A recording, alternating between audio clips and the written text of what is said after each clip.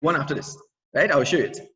Okay, right. So this here is the history of intoxicants according to Muslims. The Tartars, or what we call the Mongols, right?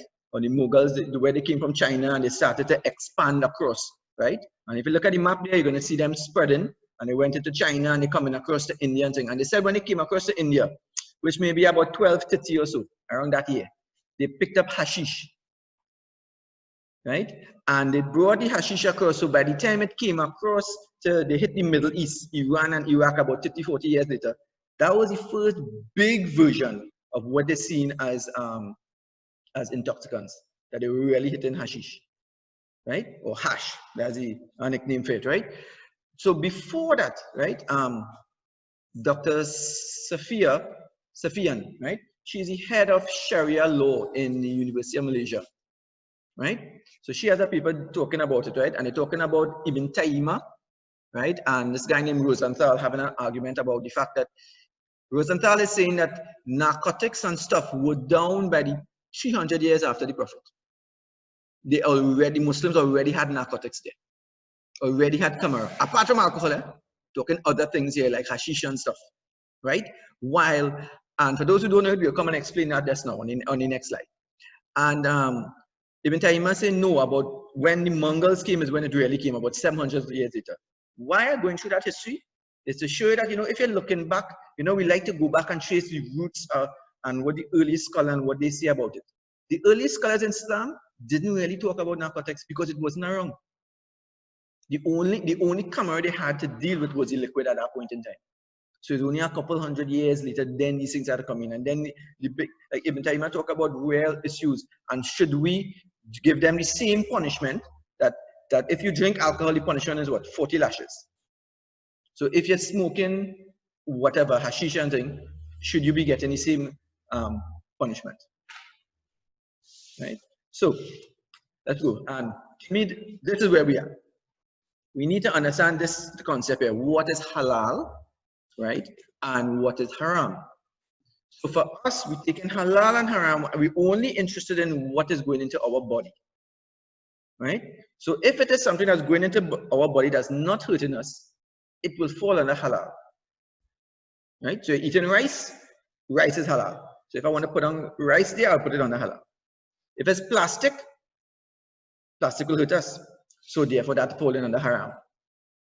Don't feel people don't eat that, When people hide, they do all kind of thing, right? So just so you understand, when I talk about halal and haram, I'm talking about what it is if we put it into our bodies, right? But similarly, you need to know what is tahara or tahir, right?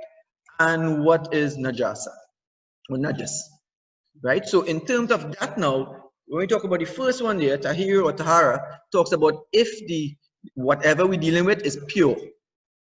And the opposite to that is if it is impure, which is najas or najaasah. So let's look at the first one here. Water. Is water haram or halal?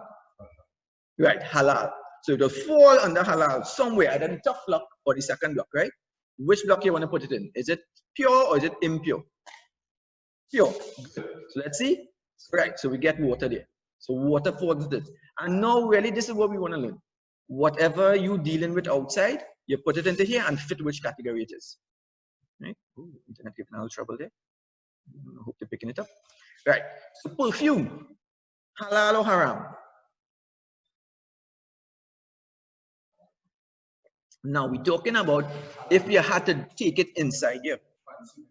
Consuming is perfume halal or haram? Haram. So it falls haram. Good. That's one. Is it pure or is it impure? It's pure. It is haram, but it's pure. So therefore, perfume falls here. Right? Now, at the end of this table, we're going to figure out whether or not I could use it and pray or not pray. This table is what tells us that. Right? Right. So we're going again. Oh, sorry, go back, right? Huh? What we're saying is perfume, if I try to eat it, it's haram for me. Right. Whether it is pure or impure, it is pure. Right. Right. Good. Then again, vinegar. Now we wanted to do vinegar because when you're processing vinegar, it turns into alcohol. Now, alcohol, let me just talk about that. anything that has OH, oxygen and hydrogen connected to it, is an alcohol. Anything. So if you look, it has hundreds of alcohols in our body right now, right? If you look in the back of the ingredients, you will see sorbitol and all kind of things. Anything with the word OL at the end, with letters at it, that means it's alcohol. But in terms of Islam, and what we're talking about that is haram or not allowed, it is the alcohols which are produced when you ferment things. Not an alcohol that is produced in a lab. What is produced in a lab will be, will be pure. There's a difference because the ruling is on fermentation. So fermentation are apples, right? Because people doing that. Fermentation are grapes, dates, rice. People do that. Rice wine and thing. Yeah. I know you have questions, so hold on. Let's start. So vinegar, let me go with vinegar. Vinegar, when you're treating it, it turns into alcohol, but it's not complete. When the process is complete, there's no alcohol present. Okay? So we only take in the end product. So question, vinegar, halal or haram? Halal, because you can drink that. Pure or impure? What it ended up as? Pure. So therefore, it's supposed to fall into this first box there. Because the Prophet loved vinegar. Right? So therefore, it was halal and it is a pure substance. Right? Right. So we're going again. Right. So let's go deal with the one you're asking, alcohol. If we talk about what we call alcohol, usually it is ethanol, right? That particular one, right? Is that, if we consume that, is that halal or haram? Haram. Agreed? Right. Is it pure or impure? No, when we say alcohol, we're talking about the fermentation process here. No, we're talking about that. We're talking about if it fermented from grapes or dates or whatever.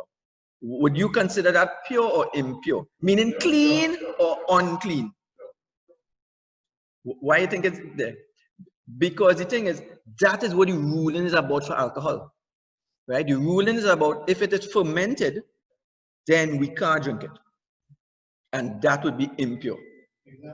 Right. So therefore, when we put in this alcohol here, this alcohol, which is like a fermented, went to the bad friend of mine, my sister in Barbados. She have a jam bottle. It is open for the year. So I go and open it. When I open it, I let it knock out. Right. So that is haram, right? Right, because that is fermentation. Right. Well, we will come to that now.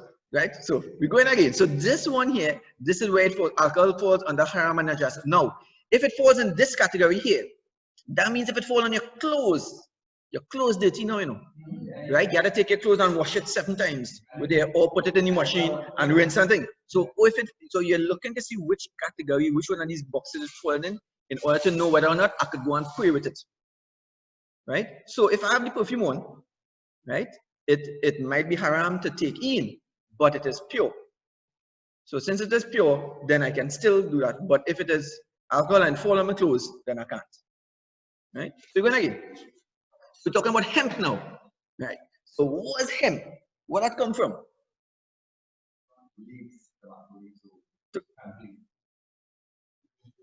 If we're in the Middle East, from cannabis. Right? Right. So hemp, it coming from cannabis, right? And legally, hemp supposed to be if it only have 0.3% or less of THC. Right? THC is this chemical tetrahydrocannabinol. Right? So if it have less than it, and why that important is because whether or not you could get charged. Right? So if you're carrying hemp, right, it has only 0 to 0.3. That is the factor to get high. Let me put it that way, right? And this will come to the question I asked me earlier.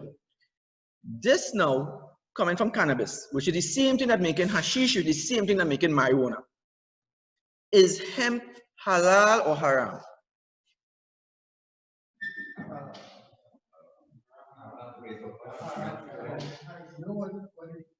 Are listening?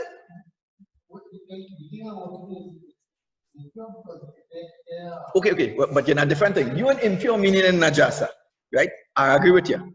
My question is whether it is halal or haram. That's what we're dealing with first. We have to figure out which box. Because it could be impure and I could put it across here in halal or I could put it in haram. Right? So that's what we want to know. And that's where we come to, and this is where we talk about Khamr, right? Intoxicants. But it only have 0.3%. If you smoke hemp, you don't get nothing. Right. So the hadith, there's another hadith which I didn't list, and the hadith says that whatever intoxicates in a large amount, then it is haram even in a small amount. Right. So that will make hemp haram. So it is haram and impure, like what you're saying here. It falls into this category. So hemp is being treated just like alcohol in terms of that, right? So if you could get liquid version of it, right? Because why they can't process it? Anything that they have processed for all, right? Right, let's go to MG. MG, well, that's the American version, right? Marijuana, pot, weed, reefer, grass, bud, ganja, whatever you want to call it, skunk, right? It's the same thing like hemp, except that percentage we're talking about running up to 10 or 20%. Instead of 0.3%, you have about 20% of this THC. Right? So we compare it plenty when you compare it to hemp. Right? So my question is, halal or haram? Haram, right? And tahir or najis? Pure or impure? Impure, just like the hemp, because there's even more thing there. Therefore, if we put in it, we put it in this box down here. Right. We go in with that now. Let me do to one more now. I'm just watching it. Right. Sorry. Hashish or hashish or hash for short, right? Right. Hash is the exact coming from the same cannabis like hemp and coming from marijuana, except the percentage is between 20 and 60%. Right? And that is what the Mongols had brought across from India, coming across when they came into the Middle East and things like that. So therefore, when they came in 1200 or so, then and Muslims meet them, right? Then that comes into effect there. Then you see a different kind of Khamr that wasn't here before. Right. So how would you put hashish now? Halal or haram? Haram. Easy enough. And is it pure or impure? Impure, because it even, and what we're saying is whether it's hemp, because great. So whether it's hemp, marijuana, or hashish, they all coming from the same cannabis. Therefore, whether it's small quantity or large quantity from the hadith, they all fall into that category. Right? Now, just have about one or two more. Right. Next one now. That bottle we have in the corner there. Because it have much to talk about they can't use sanitizer. Because sanitizer have alcohol in it. Right? And how I go wash my hand with alcohol and go and pray. What kind of thing are you doing? I'm telling you, that's reality. Right. So let me ask. Let me put in the halal or haram to consume that. The consume. Haram. Is it pure or impure? Pure. Because that is not something that is fermented. That alcohol is synthetic, made in a lab, clay, like, right? So we could go again? Right. So we're going again. Let me talk about bitters. Because, we're going on the road for peanut punch and things down there, and the man using bitters and training inside there. Right? That's a standard thing. All in DB, the man doing it, the one in Pinal doing the same thing, the one in Sando by the cross doing the same thing. Right, so you shaky bitters and thing there. What do you think about bitters? Angostura bitters you're talking about? Halal or haram? Haram. Okay, great. And where it fall? Pure or impure? Okay, well, I don't have it as impure. I have it as pure. You know why? If that fall on my hand, right, and I do something, wipe it off, and I can go and pray. You see, because it's processed, it's not fermented. You understand what I mean? Right? But to me, the bigger picture is the fact that it's haram, and that's a big problem now. Right? Right. So my